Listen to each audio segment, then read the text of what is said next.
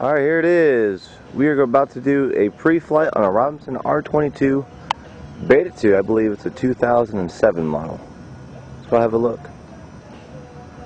So here it is, Robinson R22. We're going to do a pre-flight.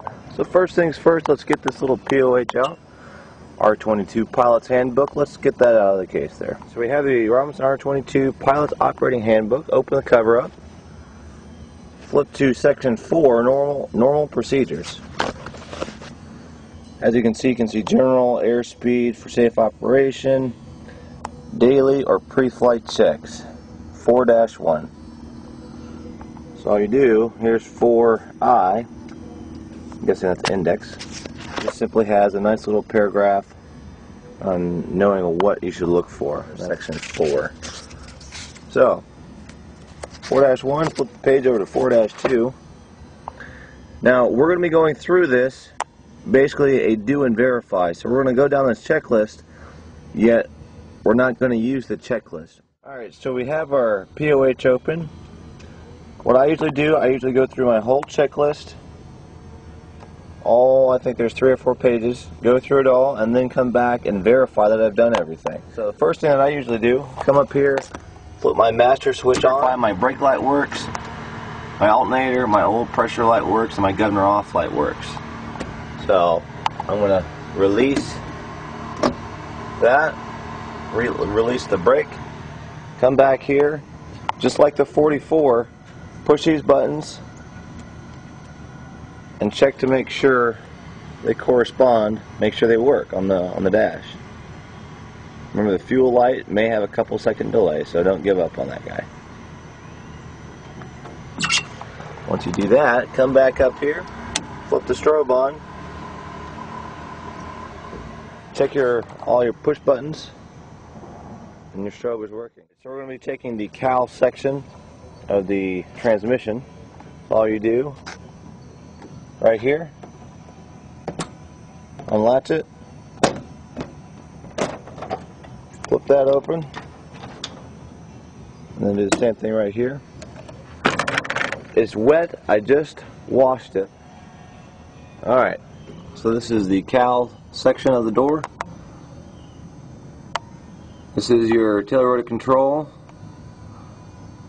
There's your bell crank. You have a push-pull tube. Make sure the torque stripes are on there. Make sure that nut has not gone anywhere. If the torque stripe is missing, that can mean a couple things. It can mean that little PAL nut has shifted.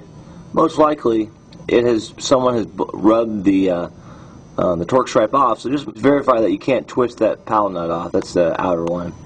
Torque stripes on the push-pull tube.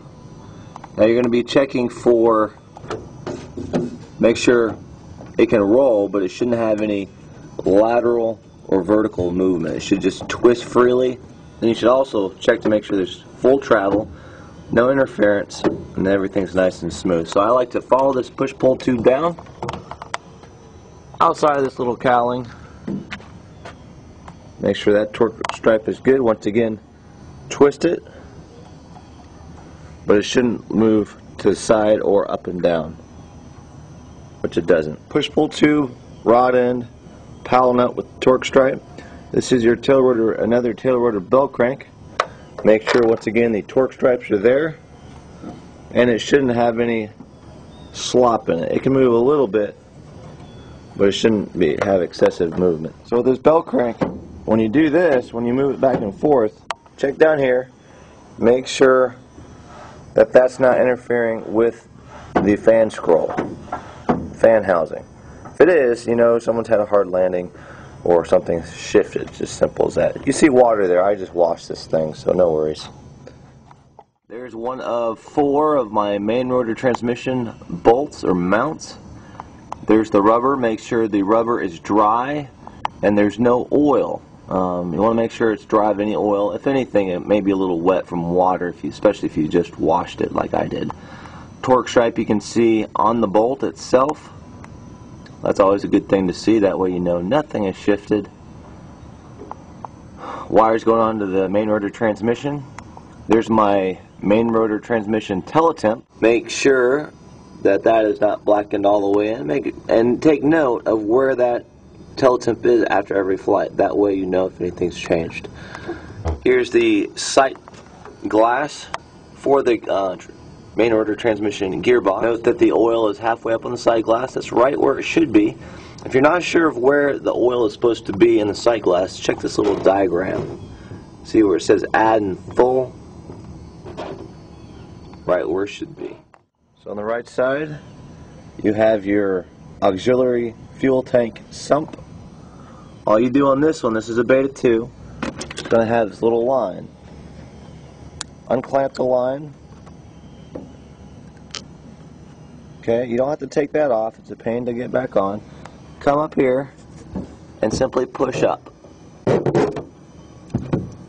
And by doing that, it's going to sump out fuel. Now, I normally don't do that. I always have something to catch the fuel in, but it's kind of hard to do that and carry a camera as well. Check out this cooling hose. This hose that goes from the fan shroud up through the main rotor gearbox compartment, and it blows on the very bottom of that gearbox. I don't know if you can see it, but it blows on the very bottom. Since this is a really confined area, it doesn't get a lot of airflow. So it's just another way of keeping everything nice and cool. Notice the safety wire is on that bolt. Make sure any safety wire you see, make sure it's always in the tightening position. Make sure all this wiring harness is tight. It's not restricted. Zip ties are in place. I love how Robinson used zip ties, but hey, it works. It's light. It's cheap. Here's a bypass just in case one of your switches on the column goes bad. That way you can still get out of wherever you are. Once again, check the wiring harness. Check it all the way up and around. Notice it goes all up and over this frame. So front portion and the back. Just follow all the way around. Here's your ELT. Make sure that's nicely secured. See this white tubing that comes up and around with that wiring harness? Comes up right by the auxiliary fuel tank.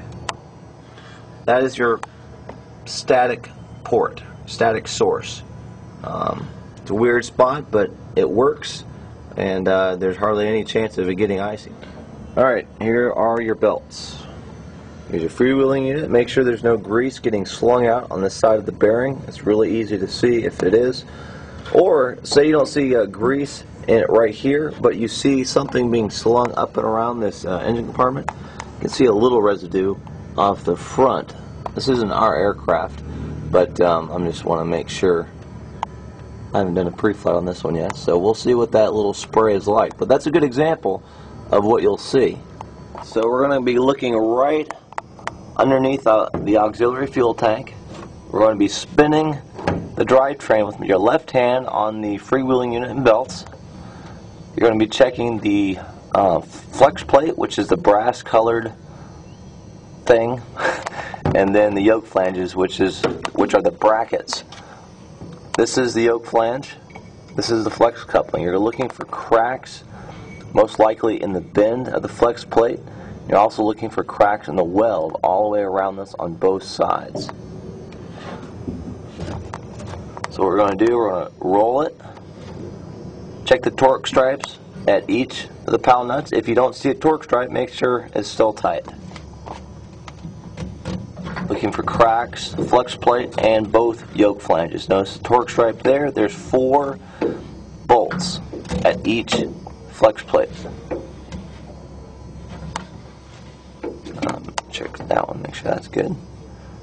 So that's how you do that. Notice the safety wire. Check for leaks up and around this brake. This is your brake actuator. When you pull down on the brake handle inside the aircraft, this little lever comes up and it presses a shoe on that tail rotor drive shaft, and it just slows down. One thing to look out for is if you use the brake too much, it gets the main rotor gearbox seal right behind this brake. It gets it really hot and can possibly cause it to start leaking, so watch out for that. And if it does leak, you're going to see it. You may not see a lot here, but it's going to drift down and it's going to collect right by your firewall. So we've sumped that. We're going to re-clamp it.